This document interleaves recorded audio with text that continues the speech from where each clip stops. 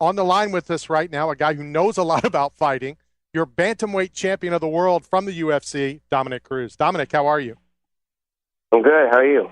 Thank you very much. I know that you hung out a little extra time to do this show today, and we certainly do appreciate it. Yeah, no worries. It's all good. I'm just doing my PT right now. Talk to us real quick. We're going to talk about tomorrow's event, but update us on you and your health and when we may see you back in the cage. No, I'm not sure on an exact date yet still because I got to talk to Dana. That's the main reason. I've talked to my doctors now. I've talked to my PT guys. I've got an idea of where I'm at, healing. I'm on track and everything. It's just a matter of, getting all logistics figured out with Dana, Lorenzo, and the doctors and getting it all on the same track. So I got cleared to run. I'm jumping rope. I'm hitting light boxing pads. I'm still not doing any kind of live sparring, any kind of live grappling. I haven't done anything live in a while. So that's the hard part is all I can do right now is drill and go very slow on everything. How difficult? I'm at about the halfway point on the healing stages that it takes to heal an ACL. So that's the best I can give you. How difficult has it been for you, what we're going on a year and a half, from live, real action? How difficult? Because I know what kind of competitor you are. Yeah, that's the hardest part is I want to compete. I'm watching people compete in the weight class, and I'm listening to Faber brag about finishing people that I've already beat up. And it's like, it doesn't, and not just Faber, but Barao, he's out there, doing these dances in the middle of the cage. He deserves to be the champion and all that, but it's just super hard for me to sit on the outside. And not just that, but I'm behind the analyst desk breaking these guys' styles down and breaking down everything that they're doing well. And it's very hard. It's very hard because I got to just sit and watch. It's like putting a pile of candy in front of a 2-year-old and telling him, and opening the candy up and saying you can't eat it. I got you. And I know this is going to be a difficult question, and I'm sure, one that you probably won't even want to answer. When you do come back, would you want it to be against Barao, or would you want to a warm-up to get ready for him as the champion? Okay, well, I'm going to give you an analyst point of view on this instead of a fighter's point of view. And the analyst point of view in this situation is, what's an easier fight than Barao in the UFC? Most? I was going to say pretty much all of them. I disagree completely. I think that every fight in the UFC in my division that I'm looking at, and no matter what, when I come back, I'm coming back to anybody in the top 5. And anybody in the top 5 is just as dangerous as Barao in different ways. The only difference in the top 5 of that division is style. And which style can give me the most problems? Well, they all give me problems. So the choice is I want to fight the champion because I'm the champion, in my opinion, and I want to prove that. So to me, it's like I can either go fight the number 5 guy in the weight class or I can fight the number 1. Why would I ever want to fight the number 5 if I can fight the number 1? That's why we're in this sport. If you're not in this sport to fight the best in the world at any opportunity that you get, then you're in it for the wrong reason. Very, very, very true. We are on the line with Dominick Cruz, your UFC Bantamweight Champion. And you mentioned on that last answer from the analyst standpoint, I want to throw you a major props because 99.9% of the fans in this country, and I would even say 99.9% of the media in this country, believed Uriah Hall was going to win last Saturday. I saw you pick Kelvin to win that fight. I did. I picked the Arizona boy to win that one. And I kind of looked at it that way because of the wrestling. And you got to really break down the entire show with, what's his last name? I can't pronounce it. Kelvin Gastelum. Yeah, it's Kelvin Gastelum. Gastelum, that's what it is, not Gastelum. Gastelum. So with Gastelum, he's been upsetting everybody on the show the entire, season. And the kid just he's so light at heart. You ever heard, anybody who's ever heard the term ignorance is bliss? Well, he's, I don't want to say he's ignorant because he's not ignorant, but what I'm saying is his lack of knowledge and where he was at in the sense of, being on TV, fighting Uriah Hall, having Dana White there, none of that even affected him. He was just having a blast out there. He was like a kid in a candy store having fun.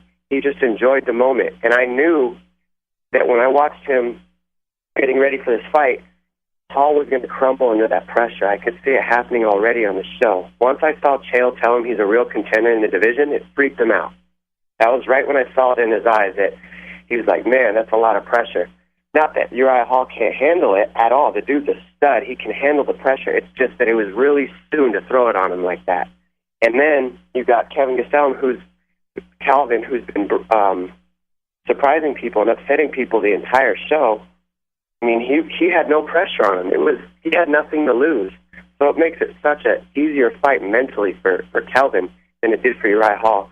And on top of that, Kelvin's style is a bad stylistic matchup for Uriah Hall because of his wrestling, his pressure, and the power punching that he throws. All those things make a recipe for a bad fight matchup for a guy like Uriah Hall who enjoys free-flowing space. He likes to use his footwork. He likes to look for openings and feints. Well, anybody pressuring with wrestling doesn't give you reads, doesn't give you openings to use your striking. They're just pressuring you and grappling you and turning it into a dirty grind match. And Kelvin did that perfect, and that's why he won that fight. We are on the phone with the greatest analyst on TV today, Dominick Cruz. And before we look at tomorrow's event, since you broke that down, Josh Samman has been on our program every week during The Ultimate Fighter. Give me your take on Josh. Man, that guy, he also, he's got to watch himself because what he did was he put a target on his back by looking so phenomenal on that show. He did great. I tip my hat to him because he fought so well in that fight against a guy that, you know, is a black belt on the ground, and he was in a submission at the one time you do not want to be in submissions against a black belt. And that's at the beginning of the fight when you're dry, they're strong. He was in the worst scenario you could possibly be in a fight, and he just beasted out of it. He powered out of it. He hearted through it. It wasn't a whole ton of technique to get out of those submissions, but he's so strong, so powerful, and he won't give up, so he got out of it. And he showed his heart by following up with a good game plan against Kevin Casey by hanging on him the rest of the fight. He knew if you watch any of the tough stuff, Kevin Casey gets tired after it leaves the first round. He just does. I don't know if it's because he's not comfortable in there. I don't know if it's because, I don't know what it is, but he gasses after about a round if he goes hard. And he went very hard in that first round. The man knew that. Comes out in the second round, gets that tie clinch, and you just hang on somebody's head like that. You've got about half the gas left in him in that round because he spent so much time hanging on his opponent, hanging on Kevin Casey's head, that he's got no fight left in him. And then you add the fact that he was going to the body with the knees more than he was going to the head. He was just very patient in getting that finish and grinding him out and making sure he got tired before he went for the finish. And for that, I commend him. We are talking to Dominick Cruz, and before we run out of time, because I know you're a busy guy, we do need to touch base on tomorrow's UFC on Fox 7, another stacked card. Yeah, super stacked card. I'm excited for this one because I was looking it over, and it's like I'm watching tape on these guys, and I'm like sitting in my room, pumped up, watching just tape on all these guys because they're all so good in every one of their fights. So, Jordan Maine versus Matt Brown, Josh Thompson versus Diaz, DC versus Mir, and Gilbert versus Benson. And I would have to say the sleeper fight of the night, one of the sleeper fights of the night, is going to be Darren Elkins and Chad Mendez, because those guys, Darren Elkins is on a rampage. He just knocked out Carvalho, which nobody saw coming. So now Elkins has got his finish that he's been criticized so much for. Let's see how he does against a guy like Mendez, who's got speed, power. He's got all the wrestling base that Elkins has and more because of the speed and the submission grappling that he also has. This card is just going to be sick. I hate to start right at the top, but since we do have the best analyst on TV on, talk to me a little bit about champion versus champion, and in fact, they both are title holders in Gilbert Melendez and Benson Henderson. Yeah, I mean, like you said, champion versus champion. You got Ben Henderson, who is getting ready to go on his third title defense, which would do what? It would create history for the first time ever in the UFC for the 155-pound champion to get 3 consecutive titles. So that's huge. But then you got Gilbert Melendez, who's won 8 out of 9 title shots in Strikeforce. So he's been in the big show. He's carried the show on his back before. If you're a main event, they're counting on you to carry that show and have a good fight to end the night. He's been there. He's done that. He's dealt with the pressure. He knows what it is. And it's been Gilbert's dream since day one to be a UFC world champion. I know that. I know Gilbert well. He's a good friend of mine. So it's going to be a sick fight. I see this being a very close fight, and I see it going to a split decision. And the reason why I see that is because both these guys have such good wrestling. It's going to cancel out a lot of the wrestling. It's going to be a lot of boxing, but I see, I see Benson just squeaking it out because he's got such great cardio. And one thing he does very well is he scrambles. And if you scramble a lot on anybody, it wears them down, and they can't keep that pace. The difference is Ben Henderson's pace is built off of scrambles. That's how he gains momentum. That's how he gains rhythm, is off of scrambles, which is unusual and unorthodox. Whereas Gilbert doesn't waste any energy. He's good at stopping the first move, stopping the second move, and then imposing his will. With a guy like Ben, it's hard to impose your will because you can't submit him, and his wrestling is always a threat. And like I said, those scrambles really offset your rhythm if you're against him. So I think Ben's just going to give him a tough time with the scrambles and the pace, and I think he squeaks out a decision. Just an educated guess on this one. There you go. And I hate to monopolize your time, but I need to talk to you a little bit about the Frank Mir-Cormier fight. Cormier, a lot of people, a lot of fans are, a lot of hype, kind of like the Hector Lombard hype. And Frank Mir, every time you think he's down, he pulls a rabbit out of the hat.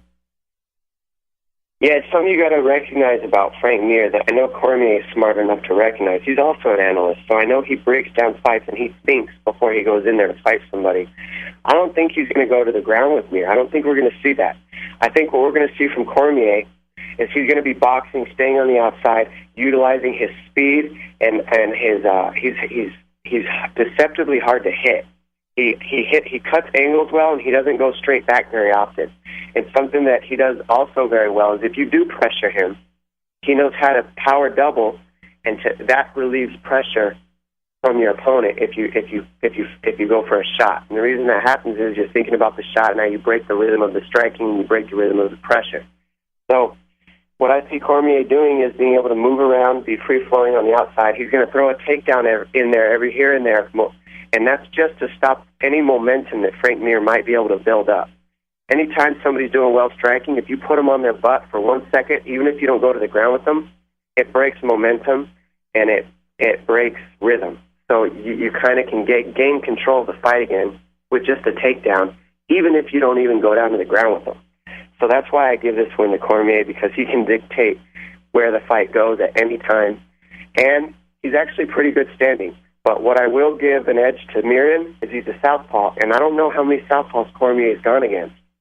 And that being said, that means that Frank Mir has tons more repetition striking, plus experience-wise, with a conventional striker than Cormier is going to have with a southpaw being Mir, which brings a different dynamic to the striking of Cormier and Mir, which could throw a weird spin on it. So we'll see what happens.